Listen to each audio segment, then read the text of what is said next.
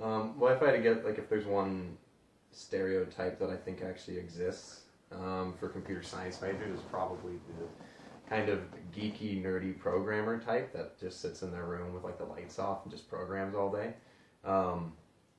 Which, although it does exist for some people, for the most part, it's pretty much non-existent. People who are programmers aren't necessarily nerdy, or they're not necessarily really geeky or anything like that. They're just people who, I would say for the most part, just enjoy solving problems. I mean, for myself, I prefer to be at home. I'm a homebody, so I like to be at home. But other people, I mean, I know people who program as well, like, quite often, but they get out all the time.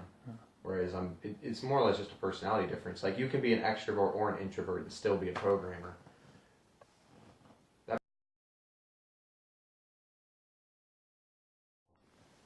I mean, if there's, at least when you're starting out, for the most part, you're just taking the intro courses. So the like Computer Science 1, Computer Science 2, and then data structures. At least what I would recommend for most people in computer science is to take data structures as fast as possible so that you can get on to the more challenging courses. Because you'll find out what you like when you take networking, machine learning, or computer architecture. When you take those classes, you'll find out what you like so you can focus more on that.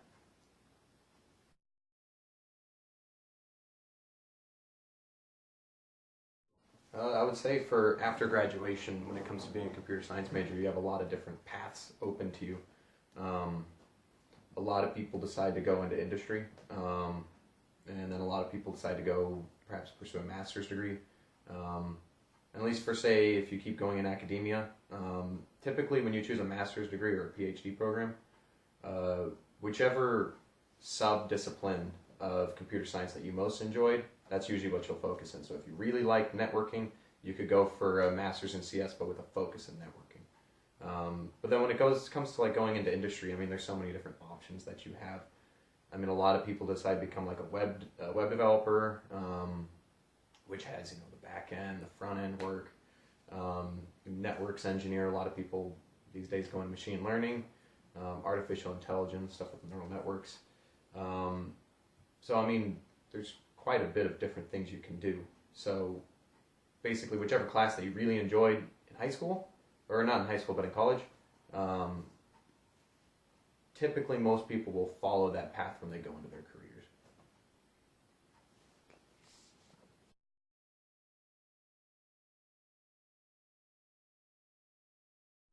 At least for myself, I didn't have much programming experience going into college, although I had programmed in Java a bit. I wouldn't say that I was any good at it.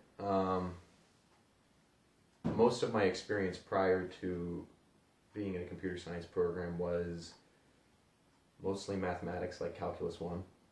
But I would say for most people, I don't think you really need much experience in programming or in math to be a good programmer or to succeed in a computer science program. Like when I first started out, I had no idea what I was doing. I mean, I'd spend 10 hours on one line of code just because I did not understand what was going on. But after you make those mistakes and you learn from the mistakes, it gets much easier once you get to your senior level. Like now it's like you ask me to do something, okay, I can immediately think of a solution to the problem. Because that's really all that it is. Programming just in general, it's not necessarily about programming itself, but it's about learning how to solve problems and learning how to think. So if there's one thing that you could do before coming, programming, doing a little bit of programming, maybe watching some tutorials on the internet wouldn't be a bad idea, but just generally thinking, okay, if you see a problem in everyday life, think about how could you solve that problem.